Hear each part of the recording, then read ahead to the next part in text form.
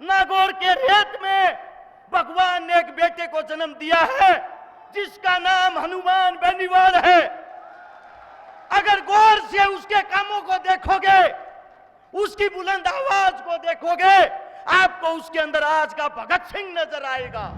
जितना जल्दी आप इन पापियों को पहचान लोगे, अपने आदमियों का साथ दोगे, असलियत में किसान की जीत उस दिन। चाहे हनुमान बेनीवाल की इस चुनाव के दौरान, इस धर्म युद्ध के दौरान अगर पसीने की एक बूंद गिरेगी, वहां अपना रक्त बहा देंगे। कांग्रेस और बीजेपी दोनों एक ही परिवार के राक्षस हैं। अपने हाथ में एक एक फरसा ले रहे हैं और दोनों का यह कहना है, भाई अगर आपसे नहीं कटे अगले 5 साल में मैं काट लूंगा। भाषण वगैरह तो देने आते नहीं है। आप लोगों के बीच आपकी वो बात बताऊंगा जिससे सुनकर आप लोगों के रोंगटे खड़े हो जाएंगे। 5000 परिवार ऐसे हैं जो आप लोगों के बेटे बॉर्डर पर शहीद करवा दिए और उनके घर में मर्द नाम की चीज ही नहीं रही, जिनकी वंश बेल समाप्त कर दी। भगत सिंह की मां ने एक बात कही थी, बेटा जब तू दोबारा से जन्म लेगा मैं तुझको पहचानूंगी कैसे। भगत सिंह ने कहा था, मां जो अन्याय के खिलाफ लड़ता मिले, जो सड़क रोडों पर संघर्ष करे, जो अपने देश के किसान की आवाज उठाए, समझ लेना वो तेरा भगत सिंह है। भाषण वगैरह तो देने आते नहीं है। आप लोगों के बीच आपकी वो बात बताऊंगा जिससे सुनकर आप लोगों के रोंगटे खड़े हो जाएंगे। किसान महापंचायत रखी गई है। असलियत में आप लोगों को यह भी पता है किसान कौन है, किसान को यह सरकारें क्या मान रही हैं। कांग्रेस और बीजेपी दोनों एक ही परिवार के राक्षस हैं। अपने हाथ में एक एक फरसा ले रहे हैं और दोनों का यह कहना है, भाई अगर आपसे नहीं कटे अगले 5 साल में मैं काट लूंगा। दोनों मिलकर आप लोगों को काटने का काम करते हैं। किसान को इन लोगों ने यह बना दिया है, किसान सिर्फ झंडे उठाएगा, किसान मजदूरी करेगा और किसान नौकर बन के रह जाएगा। अब आप लोगों को तय करना है, आप लोगों को नौकर बनना है या राजा बनना है।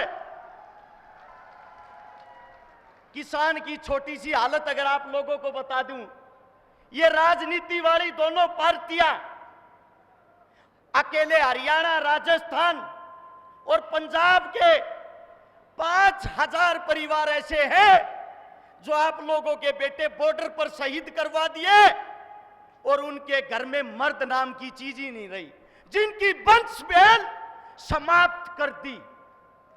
आप लोगों को एक वो दृश्य बताता हूं जिनको आप लोग अपनी सरकार मानते हो। हाल की जो सरकार, कांग्रेस सरकार, आजादी से पहले भी यह सरकार थी। 1943 और 44 में एक बहुत भयंकर भूखमरी आई थी बंगाल के अंदर, जिसके दौरान आपकी इस कांग्रेस पार्टी ने अंग्रेजों के साथ मिलकर हर एक किसान का जबरदस्ती से अनाज खोसकर विदेश में भेज दिया और यहां पर हमारे किसान, इस हिंदुस्तान के किसान, इतनी भयंकर भूखमरी आती है, खाने के लिए इंसान को खाने लग गया। 30 लाख आदमी भूख से मर गए। किसान अपने बच्चों को रेलों के नीचे फेंकने लग गया। ए बेटा, तड़पने से अच्छा तेरी जल्दी जान निकल जाए। ये हालात आपकी इस कांग्रेस पार्टी ने आजादी से पहले अंग्रेजों के साथ मिलकर की थी। कभी पटना बंगाल की भूखमरी, अपने देश को अनाज को बाहर भेज दिया, यहां के किसानों को मरने के लिए छोड़ दिया।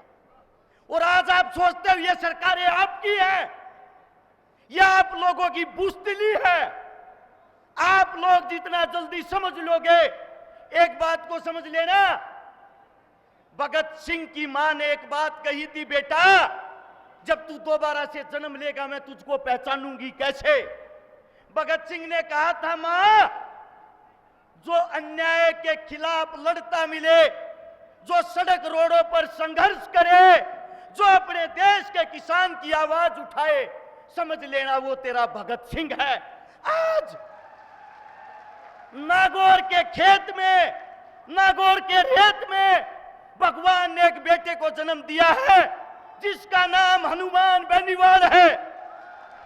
अगर गौर से उसके कामों को देखोगे, उसकी बुलंद आवाज को देखोगे, आपको उसके अंदर आज का भगत सिंह नजर आएगा। मैं आप सबसे एक बात कहना चाहता हूं, आरएलपी जो हमारी पार्टी है, ये हमारा परिवार है। कई साथी मेरे से कहते हैं, हर्ष भाई ज्वाइन क्यों नहीं करता? मैं उनको एक ही बात कहता हूं, आरएलपी मेरा परिवार है, अपने परिवार को ज्वाइन क्या करना। हम इसके लिए एक विश्वास दिलाते हैं, बड़े भाई साहब आप तैयारी करिए, जहां हनुमान बेनीवाल की इस चुनाव के दौरान, इस धर्म युद्ध के दौरान अगर पसीने की एक बूंद गिरेगी, वहां अपना रक्त बहा देंगे। लेकिन इस लड़ाई को अब की बार अधूरा नहीं छोड़ना है।